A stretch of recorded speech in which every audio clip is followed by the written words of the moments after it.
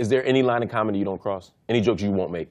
No, I think you have to explore all territories. I'm not trying to offend. I'm not looking for that reaction. I'm not an instigator. Mm-hmm. I'm an investigator. I'm looking, searching dark corners, those dark things. That's why I do horror comedies. That's why I did Haunted House franchise, because I like taking horror, which is a dark genre, and going, what's funny about it? There's some jokes in here somewhere. Yeah. So you could talk about everything from religion to, we was on stage last night talking about, all kinds of stuff, because there is funny in everything. It just takes you time to find that funny. So forgive me for attempting to explore and to find it. Sometimes it works and sometimes it don't.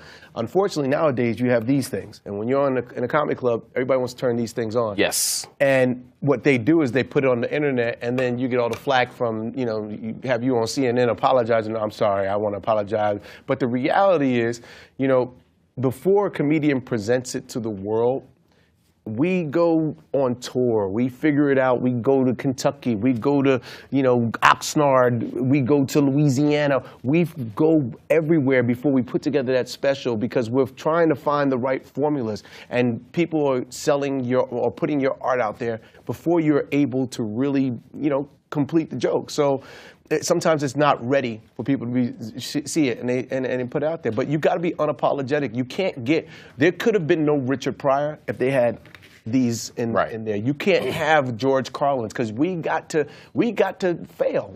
Sometimes you bomb. You sit on a stage for 3-4 hours bombing just to get that one joke. Oh, boom, I found it. Right. So, you can't be afraid to offend. Otherwise, you're not going to ever be funny. Did you ever bomb, like completely bomb?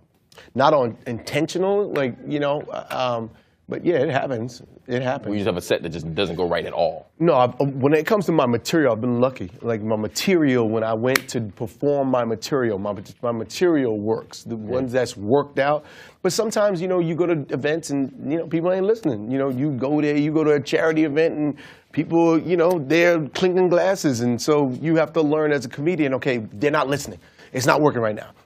Sometimes you go to do an award show and nobody's listening because the fans are screaming. It's not a right place for you to do stand-up. When you do stand-up, you need listeners. And sometimes, to me, a bomb is not the fact that people didn't laugh. Mm-hmm. A bomb to me is when I go on stage and I didn't get out of the experience what I wanted to get. So if I go on stage and I'm just going to go on stage, I'm just going to talk about my truth, talk about my life, talk about my pain, and I go up there and I feel the desperate need to make people laugh, mm-hmm. I'm mad at myself. I feel like I go home and I'm like, damn, I bombed. You know why I bombed? Because I went on a mission to be truthful, and I wasn't. Yeah. And so it's not always about the laugh. In order to get the right laugh, sometimes you have to really dig in yourself and just be serious and conversational. Mm. So I'm growing still, and I know I'm gonna offend some people, and that's okay. Anything ever offend you? No, dude, I giggled at Justin Bieber's nigger joke. I was like, that was cute. That was cute. That was a bad joke, though. I mean, I was less offended. I was 9-year-old. I was like, oh, that was pretty good. All right, for 9, yeah. All right. You see, but people are so sensitive nowadays. It's like I grew up in the projects in New York City. White friends would do that all the time. Unfortunately, Justin, did that probably to a couple of his black friends. That's just the way people, talk. But everything is scrutinized nowadays. You can't even be you. And it's hard. It's hard being a celebrity, and it's hard just being real. Celebrities are people too.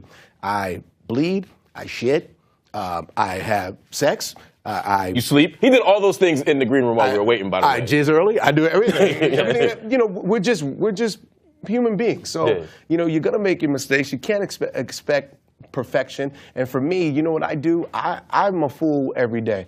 I want people to expect the unexpected of me, so this way the pressure is off. And I could just be. I don't want no image of being the perfect guy. No, I want to be Charles Barkley. I say what I say. I want to be the Charles Barkley of comedy. I say it, and people just go, man, that's Marlon.